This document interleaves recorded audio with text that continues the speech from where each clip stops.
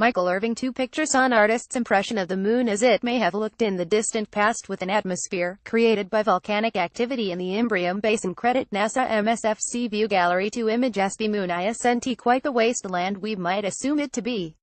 Sure, it's no oasis, but there's more water up there than scientists previously thought, and it was probably a far wetter and more active place in the distant past.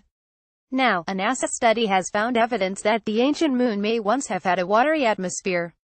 Some of the largest features of the moon's pockmarked face are areas like the Imbrium Basin, which formed billions of years ago from a collision with an asteroid that, at up to 300 kilometers 186 miles wide, was so large it could be considered a protoplanet.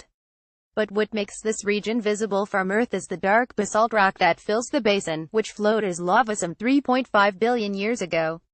Astronauts on the Apollo 15 and 17 missions collected samples from the edges of those ancient lava oceans called Maria, and later analysis revealed that gases like carbon monoxide, hydrogen, oxygen and sulfur, among others, would have been released at the time. The new NASA study calculated just how much of those gases this volcanic activity would have created. The eruptions, they found, were intense enough that gases would have been spewed out of the surface faster than they could escape into space, forming a temporary atmosphere relatively rich in water vapor, that ensconced the moon for about 70 million years. Eventually though, as the volcanic activity slowed, the gases would have drifted into space, leaving our satellite the rocky husk we see today. The total amount of H2O released during the emplacement of the mare basalts is nearly twice the volume of water in Lake Tahoe, says Deborah Needham, co-author of the study. Although much of this vapor would have been lost to space, a significant fraction may have made its way to the lunar poles. This means some of the lunar polar volatiles we see at the lunar poles may have originated inside the moon.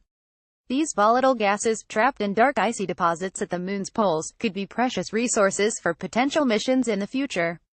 Harvesting and processing them as sources of air and fuel could help astronauts set up more permanent operations, and in the far distant future, these bases could be set up as refueling stations for manned missions to Mars and beyond. The research was published in the journal Earth and Planetary Science Letters. View Gallery to images.